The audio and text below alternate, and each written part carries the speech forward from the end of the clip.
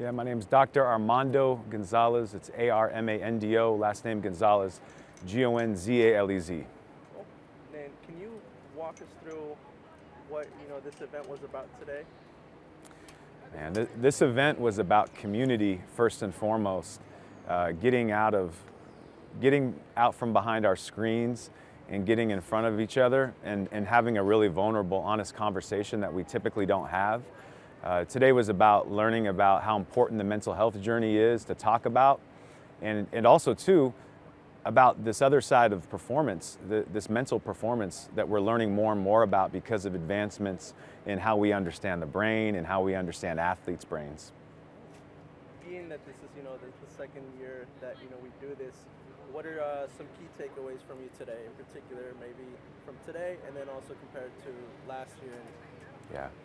I think one of the biggest takeaways for me today was just really encouraging people to understand that if something is happening right now to them in regards to experiences with depression or anxiety, that it's not that something's wrong with them, it's really that something's wrong with this world that we live in.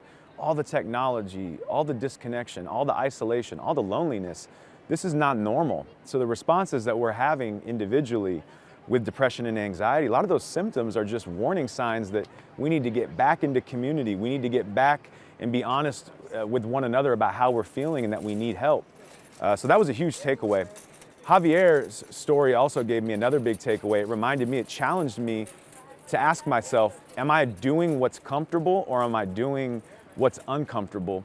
And I think in life, Javier pointed out that often, in order to grow, in order to be great, we have to do what's uncomfortable. But the world is set up for us to be comfortable. And I think that today, as I walk away from this conversation with Javier, that's one thing that I'm going to be more intentional about is really being intentional again about being uncomfortable daily because I know it's going to make me better. And you touched on a lot of reasons as to the process of flow and how that works. For someone that maybe couldn't make it out to the event, how would you summarize that? I think it's so important for us to really understand what happens in our brains when we're in this peak state of creativity or performance. And that's what I want to share with people. And today we shared about flow being this feeling, this experience that anyone can get, not just athletes. And wherever we have a sense of bliss, being lost in the moment, we find that our brains actually shift into a different gear. And in those places, we can actually achieve things physically and mentally that we didn't think was actually possible prior to that moment. So flow is this incredible state of being that we can enter into, and we can actually hack our way there. So today we talked to the youth about the importance of understanding the brain, understanding the process of flow, but also understanding how to cultivate and train their brains to enter into a state of flow. And we talked about, this idea that you have to have a practice and a regimen in order to create any outcome. So if a player today wanted to experience more flow in their game and achieve the highest levels of their potential, in order to do that, they have to have a routine. And I was really at the end wanting to share with everyone in our audience that you need to have, just like the athletes that I work with, from Ryan Garcia to Lindsey Vonn, the Tennessee Titans, all those athletes realized that if they want to really truly take their mental game to the next level, they had to have a daily practice built around it. And so often that looks like having a practice of priming your brain to get into flow state before you practice, before you compete in a game. And then also at the end of the night too, having a practice for recovery where you close tabs, because at the end of the day, if you're truly pursuing greatness, you're going to fail over and over. And your brain wants to sometimes obsess on the failures, and the brain might also take it so far that it might even convince you that you're not capable of your goals because you're so fixated on what you didn't do right. We need processes for mental recovery. And so using breathing techniques that Javier mentioned, using meditation, having a nightly routine to close out the tabs in your mind, that's so important. And those are the ways that we really take flow from being this abstract concept to something that we can cultivate in our lives daily. And then, being part of the Latino community, the stigma between mental health. Why do you think it's important that we start doing events like this and continue to do events like this with the youth? I think it's important for Latino youth to experience, in my opinion, what a true definition of a real man looks like, right? Or a real woman looks like. Javier, to me, he reminds me a lot of my dad. My dad was born in Mexico City, and my dad had the ability to be so passionate and driven and push himself to lengths that I didn't know possible. But in the same right, as strong as he was and as driven as he was, he also struggled with mental health. And I remember seeing him just being reduced to tears, and it never changed. Those tears never changed what I thought about him as a man. In fact, it made me actually want to follow him more. I think that a lot of times in Latino culture, men are trapped, we're trapped to feel like we can't express ourselves, and that's manly, it's machismo. I'm sorry, but the more we understand human beings and the brain and culture, the more we know that's the furthest thing from the truth. So I think it was important for them to get exposure today to what true manhood looks like, what not just about gender, but just what it means to be an evolving human being. I think that's really important because our culture, the Latin culture at times, has trapped us, and it doesn't allow us to express ourselves. When we don't express ourselves, we try to numb the pain. We try to drink it away, smoke it away, escape it, outwork it. We can't. The only things we can really do is actually sit with ourselves and be quiet, like Javier talked about, and really engage with what we're wrestling with in order to overcome it.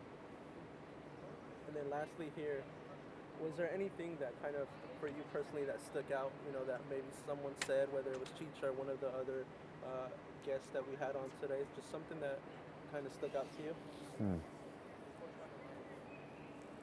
Yeah, there's a lot. Let me grab one of them.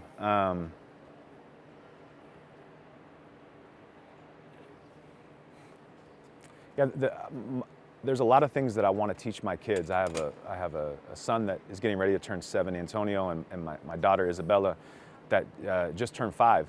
But the one thing that I always tell them over and over, I heard said today, which was a question that someone had about, do you ever feel, Javier, like you want to give up? That was just so cool. I'm going to go back today and encourage my kids to watch that, because my kids know there's one rule to being a González, and that's that we never give up. We have fun with it. We laugh. It gets hard, and we look at each other and we go, "Are you going to give up? Okay, you're going to give up?"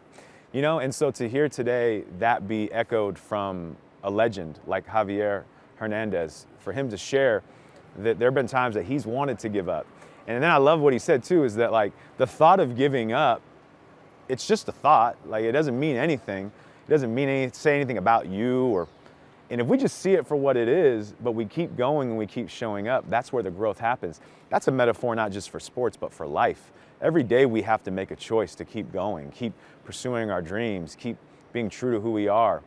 It takes courage, but again, it takes a mentality that athletes often channel, which is this mentality of, you're not gonna get me to quit, You can't outwork me.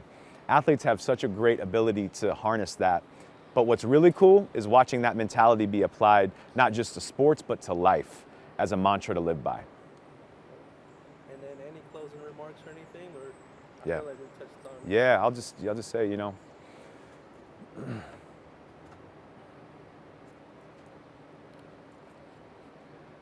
in my opinion, access to mental health care is an issue of humanity. It's an issue of human rights at this point. And there's a lot of people in this country that are extremely traumatized, that have not had the opportunity to ever experience therapy. They live in cultures and society that are mental health deserts. We have to do better as a humanity and a society to take care of others' needs. If we know that people have basic needs for food and for shelter, then we should also realize that everyone today cannot live or survive in this society without having peace of mind. So I really want to encourage people to not look at mental health as something that someone else is going through, but we all have a mental health story. And if we all have a mental health story, we all have mental health needs. And those needs don't belong just to the athletes or to the rich or to the wealthy or to the affluent. They belong to all of us. And all of us deserve an opportunity to heal and level up. And in order to do that, we got to start really looking at mental health access and equality as a human rights issue. And then lastly, can I have you just, I want to give big thanks to LA Galaxy Yeah. Community Yeah. Foundation putting this. LA Galaxy and the LA Galaxy Foundation, or No, just the one, and then I think there were some other sponsors here as well. Yeah. So Dignity Health, yeah. Yeah. Look in the camera or keep looking over here. you can keep looking. Yeah, over here.